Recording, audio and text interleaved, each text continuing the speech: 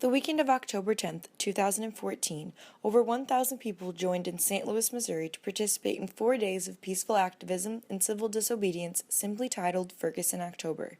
A series of marches, discussions, and panels were planned for participants from all over the country by local and national organizations, including Hands Up United, the Organization for Black Struggle, and Missourians organizing to reform and empower. What do we want? Now! What do we want? Justice! The crowd consisted of Americans of multi-generations and nationalities who shared the desire to stand up against police brutality and racial bias taking place all over the country. Ferguson October took place 64 days after protesting and rioting ensued due to the killing of black teenager Michael Brown by white police officer Darren Wilson.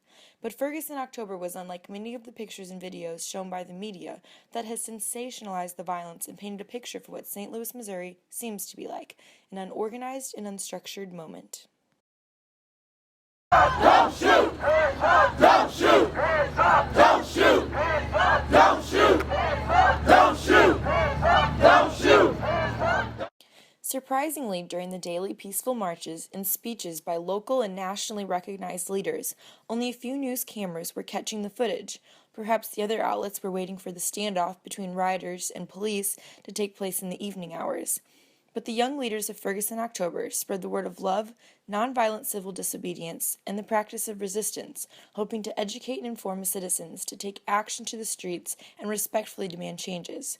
During the Ferguson October weekend, many protesters, clergy members, and activists, including Cornell Wilson, were arrested after peacefully resisting police officers. Ferguson October and many other protests have made St. Louis ground zero for the movement against police brutality and racial bias. As more of the story of Ferguson, Missouri unfolds, the media has us contemplating what is more powerful in our country, rioting and looting businesses that quickly gains media attention, or a peaceful march within the limits of our constitutional rights that is nearly overshadowed by the violence. This is what democracy looks like!